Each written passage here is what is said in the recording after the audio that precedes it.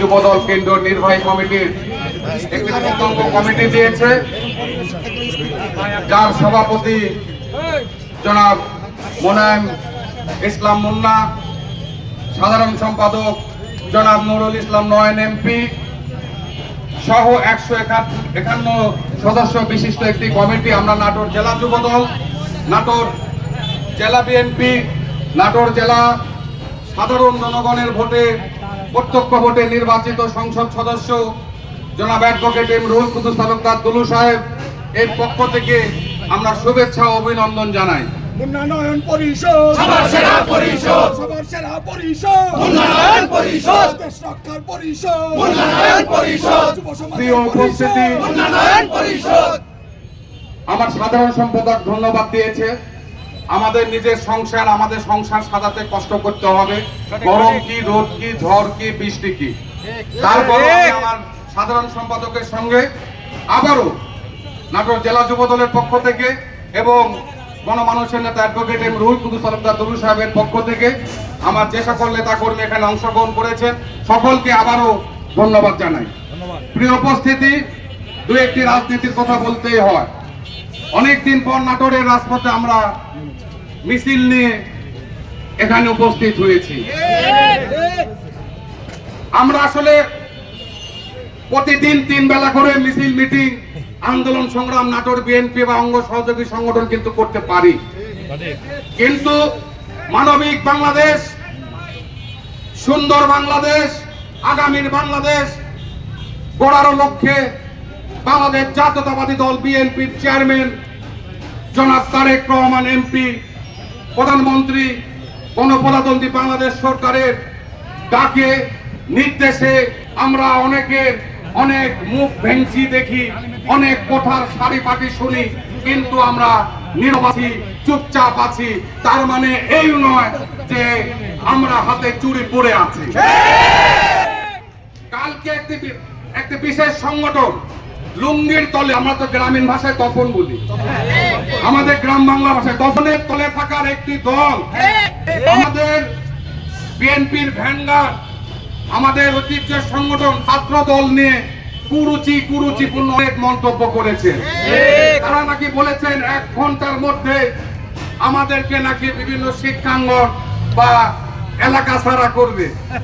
আমরা 1 ঘন্টা সময় নেব না, 10 মিনিটের মধ্যে ছাড়া করব। সাধু সাবধান, ভালো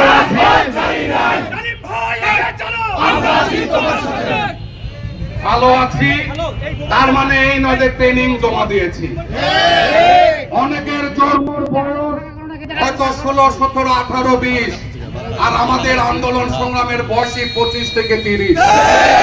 শুধু এই ফ্যাসিস্ট বিরোধী আন্দোলন নয়, 90 শেষের দিকে এরশাদ বিরোধী আন্দোলনের নামে খাতা লিখিয়েছি, তারপরে পিছনে তাকাতে হয়নি, এগুচ্ছি। আমাদের বেশি লোভ লালসা নেই, মানুষের জন্য রাজনীতি করি, জনগণের জন্য রাজনীতি করি। জনগণ যে কাজে যেভাবে থাকবে আমরাও চেষ্টা করব সেভাবে চলাফেরা, কথা বলা, আচার আচরণে সেই জিনিসগুলো করা।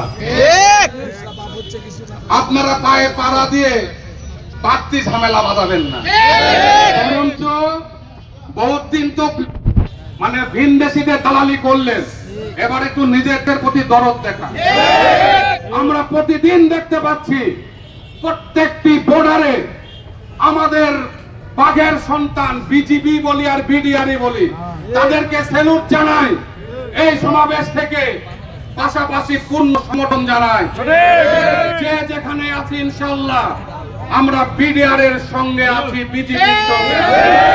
কোন দাদাগিরি দেশ থেকে একটি পুশিন যেন করতে না পারে বাংলাদেশে। এই সকল বিষয় নিয়ে কিন্তু ওনারা কথা বলেন না। ওনারা দেখেন কোন ব্যাংক দখল হয়ে যাচ্ছে, কোনখানে মালের কামাই বেদখল হয়ে যাচ্ছে, হাতিয়া কার থেকে বেশি নেওয়া যাবে না সেটি আছে আমার নাতির বয়সী বা সন্তানের বয়সের দল। এনারা আবার ভাষাগত জ্ঞানের এতই পুরপুরি, মনে হয় যে আবার ও ব্যাকরণের সমস্যা, আমার সহজতা বলছে ব্যাকরণের সমস্যা।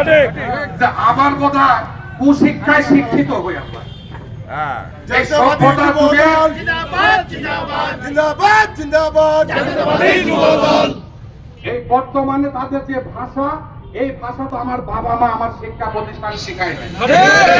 এখন নতুন করে শিক্ষা হলে একটি তাদেরই দ্বারা একটি কুশিক্ষা প্রতিষ্ঠান খুলুক, সেখানে আমরা ভর্তি হই, তাদের যে কুভাষা শিখে এসে তাদের বিরুদ্ধে নাকি প্রয়োগ করি, আর নয়তো বা পিঠের চামড়া কিন্তু থাকবে না। মানুষের ধৈর্য সহ্যের একটি সীমা আছে। সে ডার্বি হোক আর যেই হোক। আর সংকেত দিয়ে আমাদের এই সমাবেশ শেষ করে দিব। সেটা হচ্ছে ইদানিং দেখছি অনেকে এই এতদিন যারা লুঙ্গির তলে ঢাকে ছিল, ওই লুঙ্গি আলার আবার বাড়াচ্ছে, দেখতেছেন না? ওই কোনে সিরা কেটে দু আমরা বোঝা গেছি না আমার দৈনিক প্রতিভা অ্যাসিস্ট্যান্ট সঙ্গে করছে। সেখানেই দেখবেন তারা গঠিত হওয়া করছে, কোনো কিছু করাচ্ছে শত হাতে পড়ছে।